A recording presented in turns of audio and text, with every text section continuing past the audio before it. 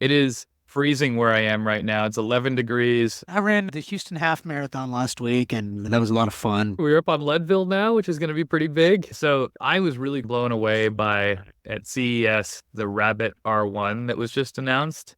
Instead of having the like apps and the graphics that you have on your iPhone or your Android, it's just using large language models, right? And look, I don't think that this is like the game-changing piece of tech. This isn't like the replacement to the iPhone or everything, but I do think that this is a huge step forward for thinking about how we can use AI in our day-to-day lives and not even need apps in a lot of use cases. So the R1 is designed to actually take action. Right now, all ChatGPT and almost all large language models in general are designed just to give you back information for you to go take an action. With the R1, you can say, go book me a flight to Paris. Oh, and it will do Right? it. It will do And it. it will give you all the information and say, I put together this flight. This is what, and all you have to do is look at it and hit book, right? You don't have to go to the website. You don't have to click any additional links or go to the airline. You link all your accounts into this little Okay. device, right? Okay. So it knows who you are. And I'm sure that it's not going to be perfect, right? Like booking a trip, you need to know, is it just you? Is it a family? Or do you fly business? Do you fly economy? Do you want the cheapest flight or the most direct flight, right? There's so many decisions. These are all things that a model could learn over time about you. Imagine if you had an AI that knew that kind of information about you and could just find what you're looking for. This is the challenge with this information, is that we've never had more insights into individuals in our lifetime. Technology and society is evolving, right? I think many people have accepted that what they put into a digital device now is less private than it ever has been before. Yeah, go look at like an NVIDIA's stock price right now, right? Yeah. Anything Yeah. that's using GPUs or CPUs, it's skyrocketing. I have 5 models running on my computer that are like ChatGPTs. They're miniature versions, right? The really powerful thing about the Rabbit is I believe that everything that is happening on that device is happening offline. Imagine that you have a simplified version of ChatGPT on your phone that you can ask all these questions and you don't even need the internet.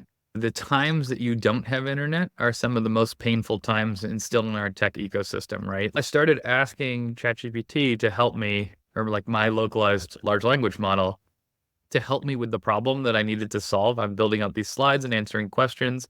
And I started interacting with it like it was a peer. Look at all the apps. If you pull out your phone and look at every app on there, Yeah. how many of those do you really need an app for, right? Do you really need Yeah. an app for Uber? Or could you just tell your phone to order you an Uber when you needed to get somewhere, right? When you think about things like the R1 Rabbit or the AI Pin, I don't know if you've heard of that one too. No. Similar concept. It's like a little phone that you wear like a lapel almost. Even like ordering food. If something knew what my preferences were and what I was looking for, do I even really need to browse a menu, right? Technology there that knows enough about how to budget to help me do that. Like when you go back to the phones, like Siri or Alexa, whatever, and whatever Google calls hers thing. But Yeah. those things have got to get smarter because right now they're not that smart.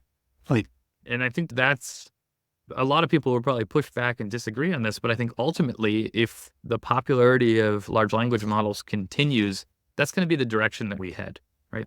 Yeah. not like 20, maybe you can schedule out, but most people, okay, let's get an Uber or whatever and go. I think that this is a whole industry that is ripe for somebody to come out with a large language model that helps you navigate your policy, right? And my criteria, it typically is just what is the cheapest thing to get me from. You don't know. You're sick. You're going to the No, hospital because you're trying to get it fixed and not hurt anymore. You don't know totally. all that shit. You know what I mean? And so I agree. It's a huge problem they could solve. And at the end of the day, it's about simplicity and ease of use and getting the answers quickly. My daily job is building online communities, or part of my daily job. It seems like six-handed, but is people want answers quickly about complex problems. And how do they get that? When they ask each other or they ask the company or whatever, right? When you search for something, you don't always find what you're looking for quickly.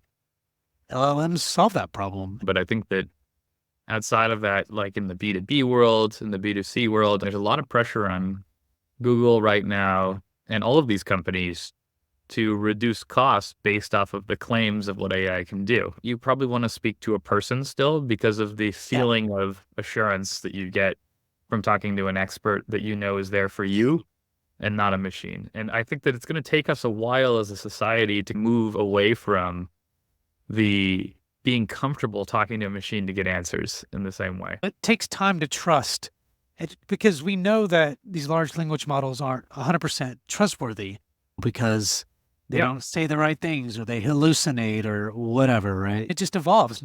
Next year will be even bigger and better. All these things that are coming out now, probably isn't jack shit. It all dies out and something else comes out because it's way better than what version 1 looked like. If you looked back 3 years ago, nobody was thinking that this would be what it has become for the AI community and the AI space, right? This is, in so many ways, helped transform people's mindset of how powerful AI is. One company did that, Michael. One company did that.